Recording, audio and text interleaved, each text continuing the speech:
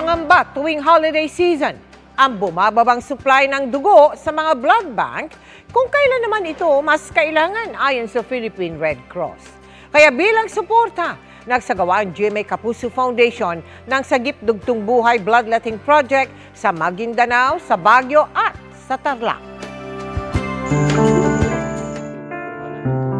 Sa gitna ng all-out war sa pagitan ng mga sundalo at MILF sa Maguindanao noong taong 2000, isang pagmamalasakit ang nanaig. Yan ang walang pag-aalinlangang pagdodonate ni dating 1st Marine Brigade General Teodosio ng kanyang dugo sa isang sugatang MILF.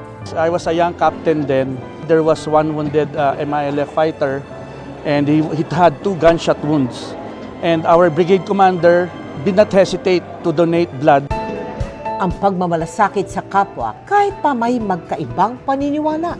Inspirasyon ng 1st Marine Brigade at GMA Kapuso Foundation sa itinagawa nating bloodletting activity sa Camp Iranon sa Maguindanao. Nakakagaan ng loob at lahat-lahat nagkaisa. Nakita natin yung volunteerism and yung kanilang commitment and passion. Nagsagawa rin tayo ng bloodletting activity sa Philippine Military Academy sa Baguio City. Every year, as part of our foundation anniversary, we give blood. Kahit ano pa tayo, we can always save lives sa simpleng bagay na pag-donate ng dugo. Pati na rin sa training command sa Kapas sa Tarlac.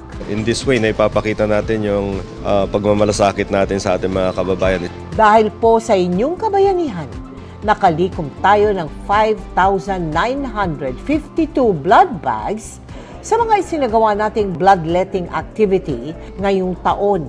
Tunay po kayong mga bayaning kapuso.